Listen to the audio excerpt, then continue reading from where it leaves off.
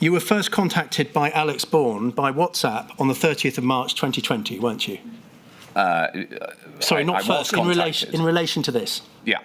Here's Matt Hancock making another appearance at the COVID inquiry. This time it's to do with PPE requirement. And Matt has just been asked about this guy, Alex Bourne, pub landlord at Matt's local, the Cock Inn. Yes, I'm sure that's a joke. Alex is seen here pulling pints with Matt, who claims that Bourne wasn't a friend, just a constituent whose details he passed on. A friendly gesture that bagged Bourne a contract for £30 million. Presumably you had been contacted previously. He had your number. He had my number because he was a constituent. So as you mentioned at the start of this session, I had two roles, one as the MP for West Suffolk, the other as Secretary of State. Was that the extent of your relationship with him? Essentially, yes. I'd been to a constituency event with him beforehand. Not a friend?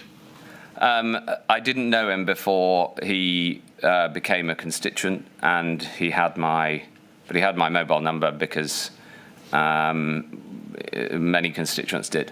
Was he also your pub landlord? He had run a pub in the village which I'd opened, but he's not my pub landlord, and he also ran a plastics factory, which is an entirely reasonable enterprise. Previously, he had served with distinction as a soldier in the UK Army. He's a man of high integrity. Can I just have up on the screen INQ 000 551 393, please?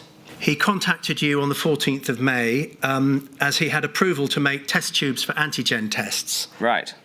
He was also hoping to get sign-off to produce saliva test kits to be assembled, and that is why he contacted you.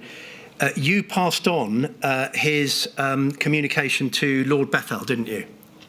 Well, that's what this shows. You say of Alex Bourne, I think this is a very interesting critique from someone who turned his business to testing when the crisis broke.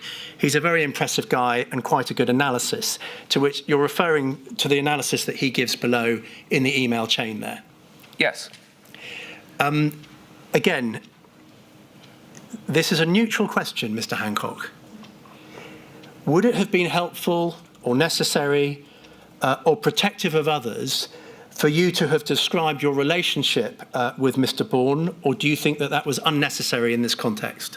Totally unnecessary, given the context, and it was what mattered was, in this case, seeing whether this analysis that he put forward was reasonable.